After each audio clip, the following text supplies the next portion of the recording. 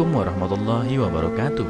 Apa kabar kalian? Semoga kalian baik-baik saja dan tetap diberikan kesehatan oleh Allah Subhanahu wa taala. Bantu channel kami dengan cara subscribe dan tekan tombol lonceng kalian. Terima kasih. Semoga kisah ini bermanfaat.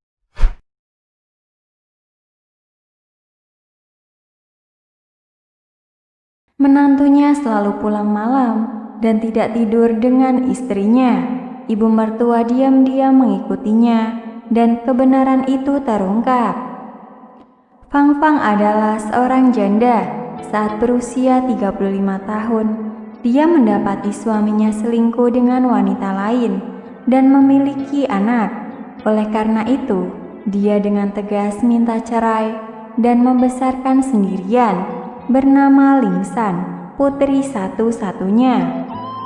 Meskipun hidup serba pas-pasan, tapi ibu dan anak ini merasa bahagia. Lingsan adalah anak yang berbakti. Dia sadar tidak mudah bagi ibunya untuk membesarkannya sendirian. Jadi, sejak kecil dia sangat patuh dan tidak mau membuat sedih ibunya. Meski prestasi di sekolah biasa-biasa saja, tetapi ia memiliki keterampilan tangan seperti ibunya, sehingga ibu dan anak itu bisa mencari nafkah dengan menjahit pakaian. Karena mereka dari keluarga tak mampu, ibunya juga tidak berani berangan-angan putrinya akan menikah dengan calon dari keluarga kaya.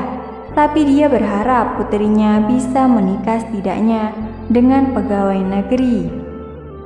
Walaupun pendapatan pegawai negeri tidak terlalu tinggi, namun paling tidak dapat menghidupi putri dan anaknya. Namun, Lingsan justru tertarik pada Kyoki, seorang petani muda yang sederhana. Orang tua Kyoki telah meninggal, mewariskan sebidang sawah untuknya yang ia andalkan sebagai mata pencahariannya. Fang Fang bukannya tidak suka sama Kyoki, petani muda yang disukai putrinya, tetapi dia berpikir pendapatan petani tidak stabil. Saat cuaca buruk atau diserang hama, maka akan gagal panen dan sekeluarga harus kelaparan.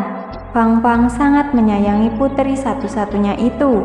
Dia tidak ingin putrinya hidup menderita, karena itulah dia menentang pernikahan mereka.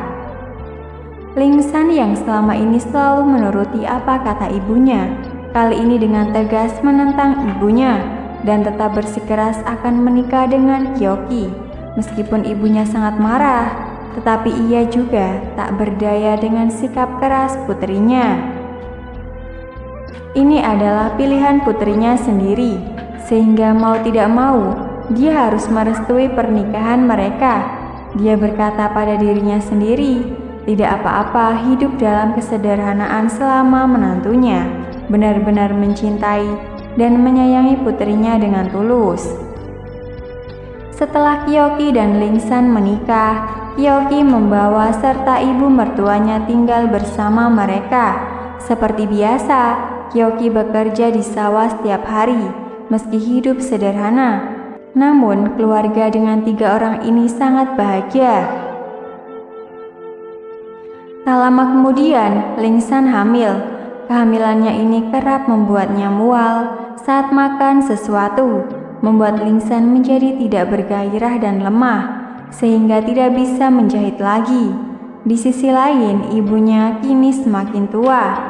Kecepatan kerjanya tidak selincah dulu lagi, sehingga sebagian besar beban keluarga itu dipukul sendiri oleh Kyoki. Sejak itu, Kyoki yang biasanya selalu pulang menjelang malam, mulai pulang sangat larut. Kadang-kadang Lingsan bahkan tidak tahu kapan suaminya pulang ke rumah karena dia sudah tidur.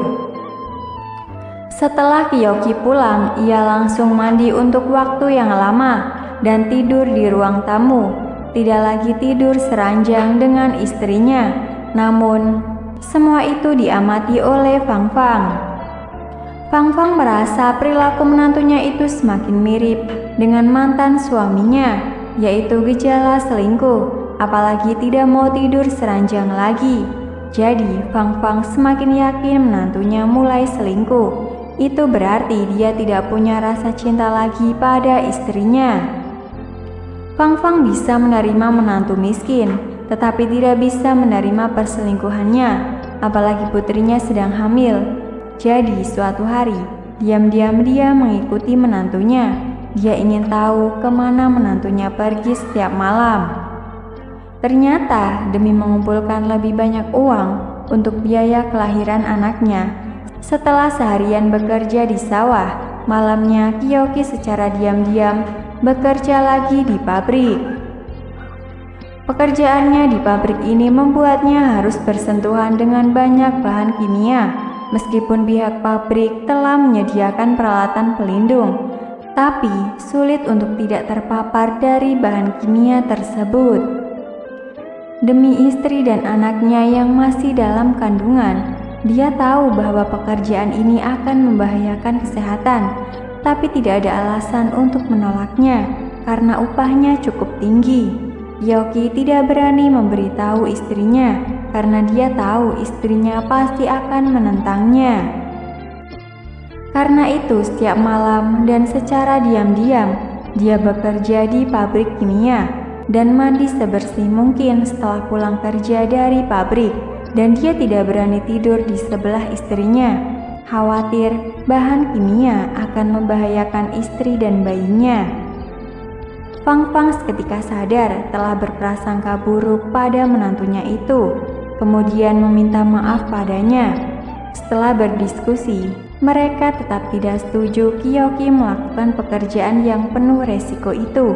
Mereka merasa bahwa tidak harus kaya baru bisa membesarkan anak.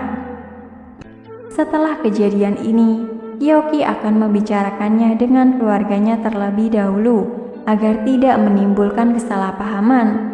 Fang Fang juga sangat senang dengan menantu laki-lakinya ini, tidak lagi curiga dan berprasangka buruk.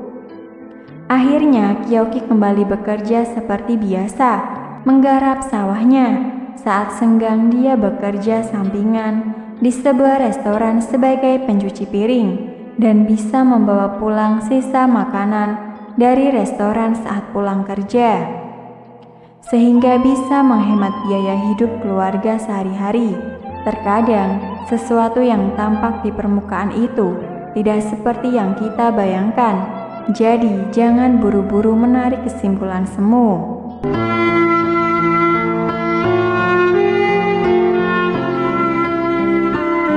Assalamualaikum warahmatullahi wabarakatuh. Apa kabar kalian? Semoga kalian baik-baik saja dan tetap diberikan kesehatan oleh Allah Subhanahu wa taala. Bantu channel kami dengan cara subscribe dan tekan tombol lonceng kalian. Terima kasih. Semoga kisah ini bermanfaat.